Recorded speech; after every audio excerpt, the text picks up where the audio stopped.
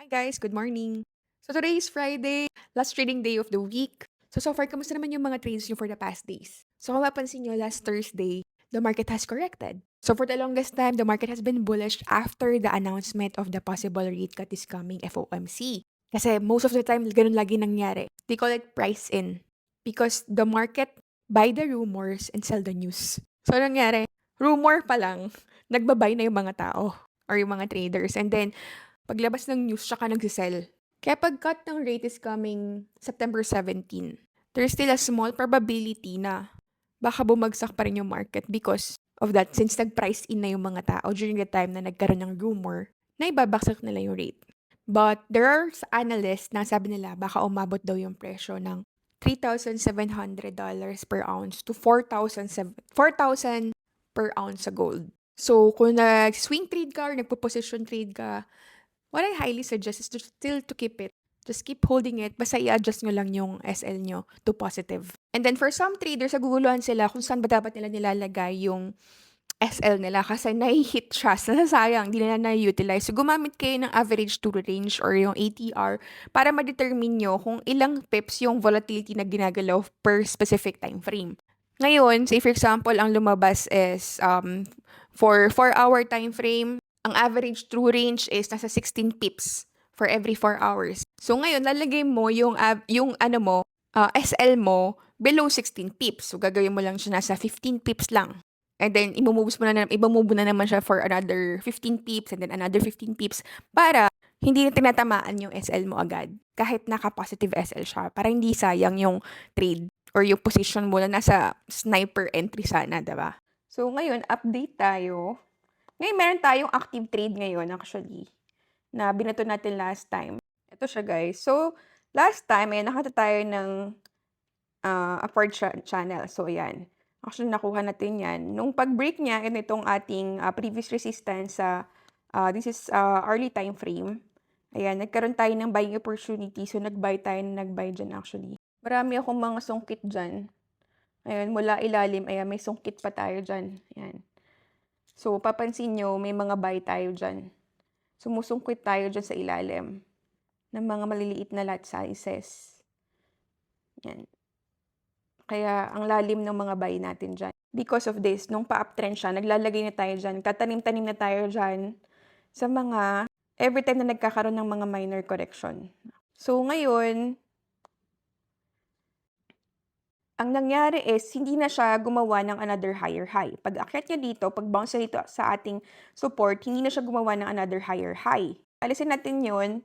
Dapat supposedly, kung tuloy-tuloy pa rin tong uptrend na to, dapat ito, aakyat na siya paakyat doon. Magtutuloy siya doon paakyat. Pero hindi ganun yung nangyari. Nag-bounce lang siya dito and then bumagsak siya dito sa ating support. And then kahapon, nag-drawing tayo ng ayan, downward trend. Ayan, downward channel. So, akala natin babagsak na siya and meron siya potential kasi nabalikan niya itong support na to, itong demand zone na to.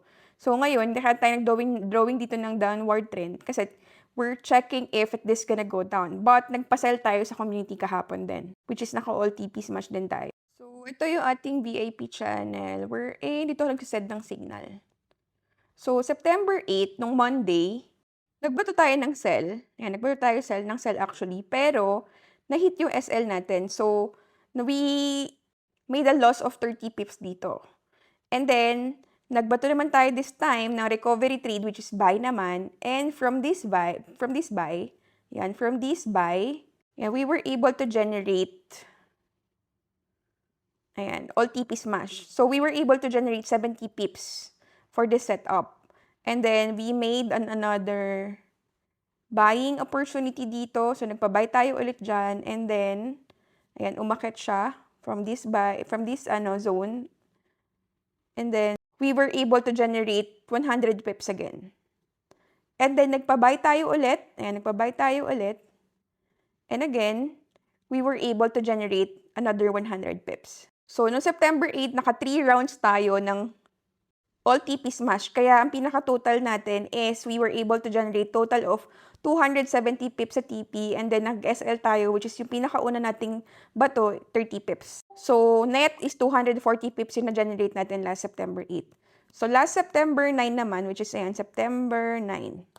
So, nagpag-buy tayo ulit dito, na SL hit yan, another SL hit na 30 pips. And then, nung nag-bounce siya dito sa MA 200, nagpa-buy tayo dito, yan, nagpa-buy tayo dyan, and then, ayan, we were able to generate 110 pips from that buy. So, nagpa-buy tayo ulit, ayan, and we were able to generate another 100 pips. So, in total, we were able to generate nung September 9 ng 210 pips and then SL hit na 30 pips. So, in total, 180 pips net. And then, September 10, ayan, September 10, hindi ko na iisa-isahin, yung total na lang, guys. Pero kasi ina-explain ko naman yung bawat bato natin dyan. And nung September 10, ang nangyari niyan is nagkaroon ng correction, bumagsak siya dito sa ating support, and then I was expecting na aakyat siya because of this spinning top na candle, and then nag-bounce siya dito sa ating solid support. Sabi natin na solid support siya kasi meron siyang 3 touches, which is 1, 2, 3. So, nung nagpa-buy tayo dyan, ayan, we were able to generate 240 pips. Ayan, 240 pips yung na-generate natin from that trade. Kaya in total, yung September 10, ayan, naka 270 pips tayo and wala tayong SL hit, di ba? September 11, ayan, September 11. Ang nangyari naman dito is, di ba, nung September 10, umakyat siya. September 11 naman, ayun, bumagsak siya ulit dito. Pagdating niya dito sa median, bumagsak siya ulit dito and then binrake niya. So, nagkaroon ng breakout. Ayan, o. Nagkaroon siya ng breakout and then,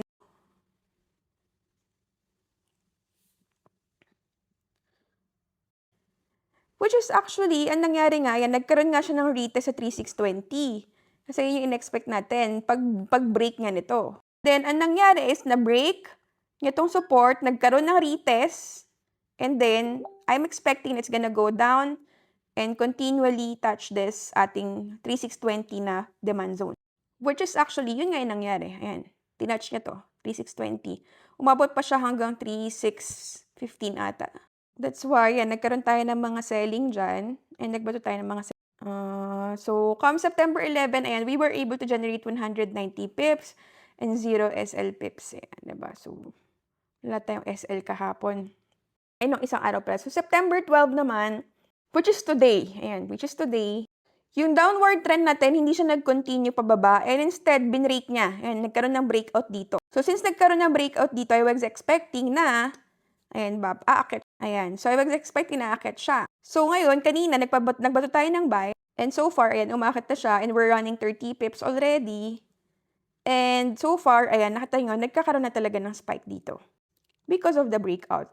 Wala naman akong ginamit masyadong mga confluences dito, as in, connect the dot lang talaga, trend line, breakout, yun lang. And so far, we have a running profit of $3,000, $3,150. And kung mapapansin nyo, yung mga trades sa iba, mga naka-float lang yan for the longest time. Hinahayaan ko lang siya dyan. Hindi ko ginagalaw. Kasi mga swing trades natin yan. So, for this account, ayan, kung mapapansin nyo, ang ginawa ko dito sa account na to is nag-deposit ako ng $2,000 and then winidraw ko na yung naging profit ko na $2,000. Kasi nagkaroon na ako ng profit of total 4,500.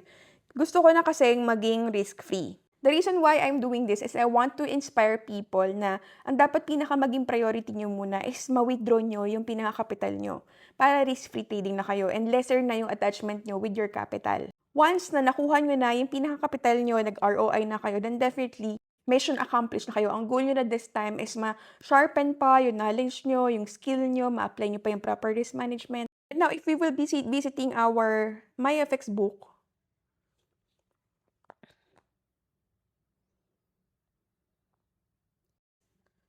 taas tong drawdown natin, but with this gain of 431%, it's just normal na nagiging risk taker ka talaga kapag ganito yung profit mo. Kaya always remember, higher risk, higher reward. So kung nag-risk ka ng mas malaki, then definitely you will be rewarded ng mas malaki. Pero kung di ka mag-risk ng mas malaki, you cannot expect for higher reward. So risk-free na tayo, deposit tayo 2,000, and nakapag-withdraw na rin tayo ng 2,000. ROI na tayo. And so far, for the month of September, currently we are at 117% gain. So for me, as long as I'm doing fine, as long as I'm being consistent, then I'm good with my trades. So ayun lang guys. If you want to learn more about trading, just follow our page, Legendary Trading Academy.